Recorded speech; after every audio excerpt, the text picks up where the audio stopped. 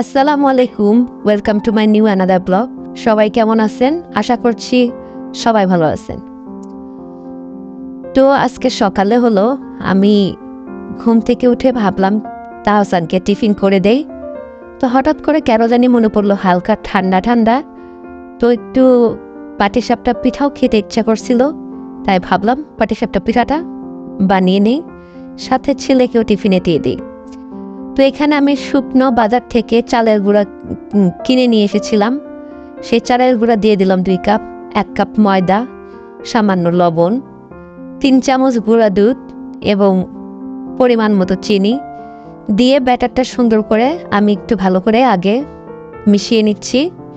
নিয়ে তারপরে হালকা কুসুম গরম পানি আমি আস্তে আস্তে দিয়ে তারপরে ব্যাটারটা তৈরি করব। তো আমি অল্প অল্প করে দিয়ে ব্যাটারটা তৈরি করব, খুব সুন্দর করে ভালো করে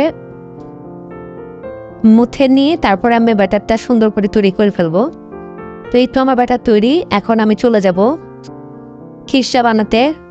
তো আমি খিরসাতে এখানে প্রথমে আমার কাছে গুড় ছিল না, তো আমি গুড়ের কালারটা আনতে চাচ্ছিলাম, যার কারণে আমি একটু ক্যারামেল করে নিচ্ছিলাম।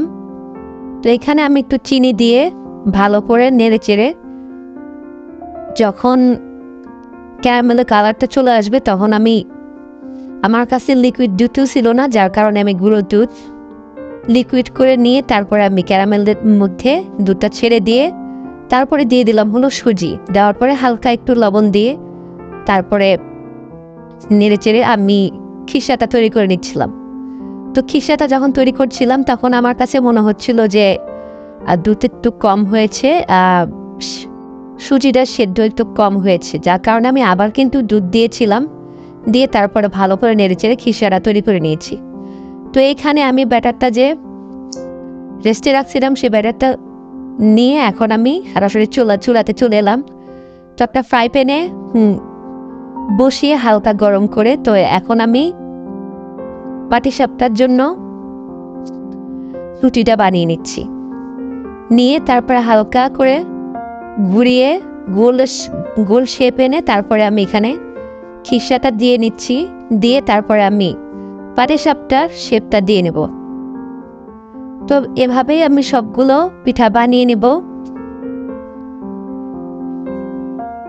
তো একটা পিঠা কিন্তু আমার তৈরি হয়ে গেল, এখন আমি আরেকটা পিঠা বানাবো। তো এভাবেই আমি সবগুলো পিঠা বানিয়ে নেব। আর সকালবেলা এই পিঠাটা পেয়ে আমার ছেলে কিন্তু খুবই খুশি হয়েছিল, সাথে টিফিন পেয়েও সে খুবই খুশি। সে কিন্তু পিঠা পাঠি একটু খুবই পছন্দ করে, তো ওকে পিঠা দেওয়ার পরে সে খুবই খুশি হয়েছিল।